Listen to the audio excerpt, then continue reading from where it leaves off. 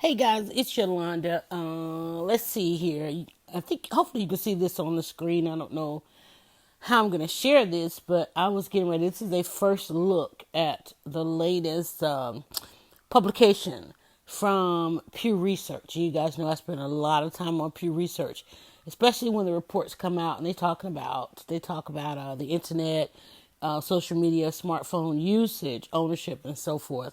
Because, as I always say, the internet was created for two reasons and two reasons only, and that is for data and dollars, to turn data into dollars, and those who master the data amass the dollars, and so forth.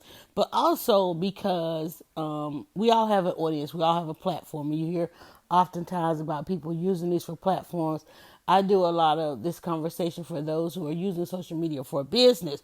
So as I give a first look at this, it's dated February the 5th. Now, this could be an actual new report, or it could be them deep diving into a report that they've already done. Now, they have a tab on here on Pew Research that's about internet and technology. So let's just give it a quick glance. Smartphone ownership is growing rapidly around the world, but not always equally, that we know. And how does this relate to African Americans? I always have this conversation as it relates to Black America or the diaspora moving the needle with technology in accordance to some of the issues, problems, poverty, things that we have to deal with up close and personal. Okay. So I'm going to look at this as far as how have we moved the needle? How can we move the needle? And we operate under the guise or hypothesis that, or the fact that, let me just do it that way, that we closed the digital divide in 2015, from 2015 to 2017.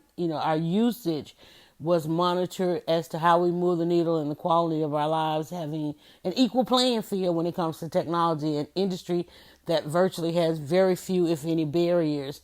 Anybody that wants to get in it, use it, capitalize on it, create it, be part of industries, create industries, be as innovative as you can. So then we go from 2015 to 2017 with that. From 2017 now to 2019, it's another 2 years. And again, we look at how we have moved the needle. And the first thing you will learn about African Americans or blacks in America or throughout the diaspora, we're oftentimes looked at as the larger consumer of these things as opposed to really having moved the needle or been innovative with them. So this one looks to have a global perspective, and we can already tell that by the photo, in emerging economies. And whenever I hear emerging economies, I know it's usually talking about outside the United States, but I quickly apply that to our emerging economy inside the United States and the various enclaves that we live in culturally. I know one of the topics that we're blogging about is renaissance in brick and mortar businesses, or a number of renaissance that a lot of black media is not actually covering right now. We're missing a lot of that. As I put back on my blogging hat, those are some things that I'm definitely noticing in and around Atlanta.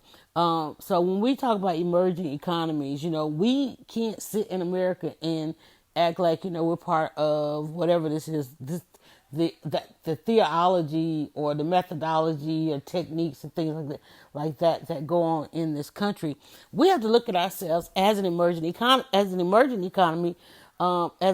economy within an economy, because most of the planet is trying to duplicate what they consider to be black success or black excellence because of how far we have moved the needle in our history in America.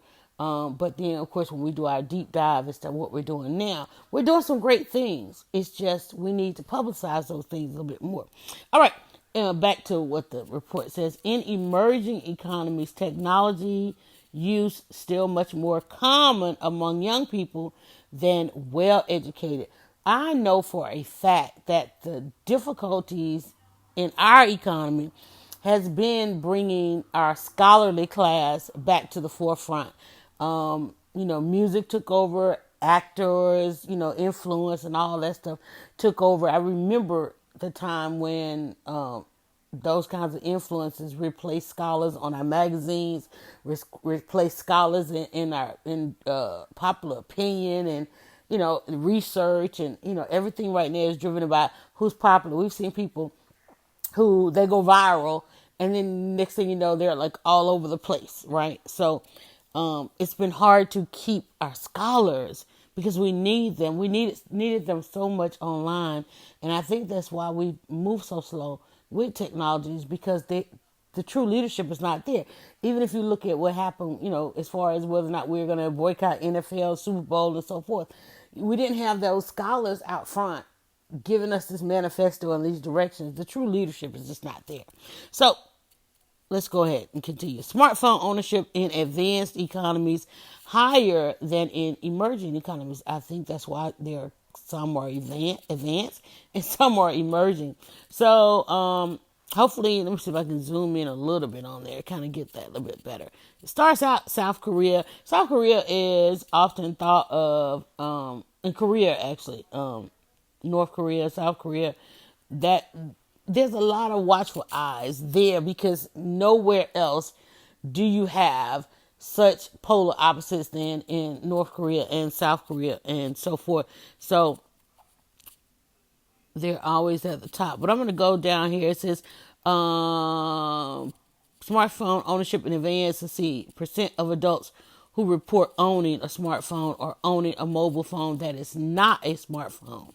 And those numbers are the not owning a smartphone would have been higher if we go back to 2015. Again, 4 years from that, we've definitely seen people migrate to the smartphone just simply because of its functionality, its availability, because, even though it's still a very expensive piece of equipment, depending on the brand you get, it still requires a lot to acquire, okay, and maintain a certain level with that. So, let's see here. So I jumped right down to the U.S. 81%, 2013 and 6. When we look at a lot of things in America, we can always quickly go to that 80-20 rule, and definitely it's there. I'm going to scroll on down because I want to do a little bit more deep dive. Mobile technology has spread rapidly around the globe. Today, it is estimated that more than 5 billion people have mobile devices, and over half of these connections are smartphones. I'm going right to the data here. Mobile technology, internet, and social media use more common in advanced economies. And again, the percent of adults who own a smartphone in advance and then own a smartphone in emerging, use of the internet, use of social media. So the percent of adults who use the internet is at 90. I'm like, how is it? Use the internet 90 and 60. I'm like, how is that? How are they doing that? Use social media 67 and 49. That one right there looks like it might be a little off. Didn't add up. Use the internet one didn't add up. Let's go down again, and here is it's breaking it down by countries. And what we want to do as an economy, inside an economy, is look at on a global scale what other countries are doing, because you know why? Because it is said that the potential for black wealth in America is equal to, let me get rid of this message, the potential for black wealth in America is equal to many emerging countries. The money that comes through our hands is equal to some emerging countries. So we want to look at that. We want to look at emerging countries. I'm just scrolling down just to let you see what the data set is. I will share this on my timeline. I'll share a link with this video, and you can go back and look at it.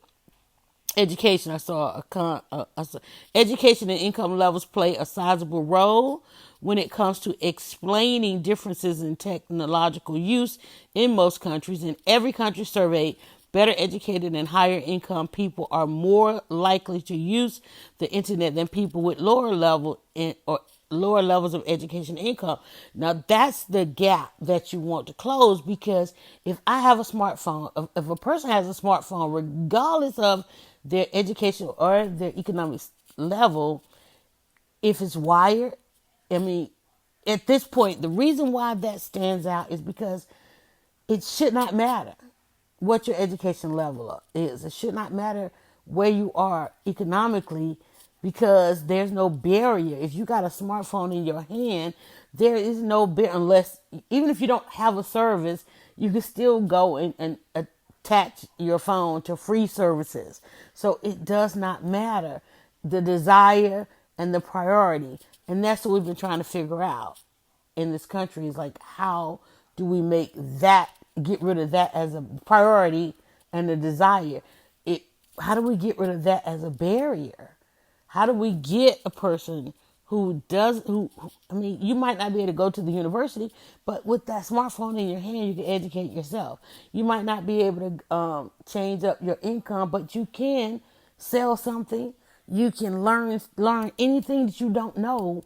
With the access to technology, you can learn it in minutes in a day. It's like in the Matrix. Sit in that chair and scroll and learn and so forth. Okay.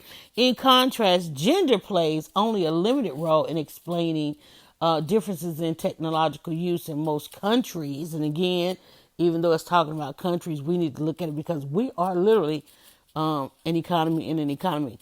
Notable exceptions. It goes on talking about India. India definitely stands out in this. Okay, I'm not going to go on to the next page, but I just want to let you guys know the data set, and I want to make sure that this is recording so that I can share it. I'm going to scroll back up to the top. So a new report is out on Pew Global, pewglobal.org, which is part of Pew Research. And I keep an eye on technology trends. And so this one is the global publication, but I'll show you. Let me see on the research areas. I'm going to click on research areas. You can see while this is on global, they also have internet and tech. That's a tab that I keep tabs on. And if I go over there, you'll see the same report focusing on other areas. So that's something that you want to definitely check out. All right, guys. Just let you know, new report out there, so you'll hear a lot of this in the conversation that I have and things that I post because the internet was created for two reasons, data and dollars, and we need to move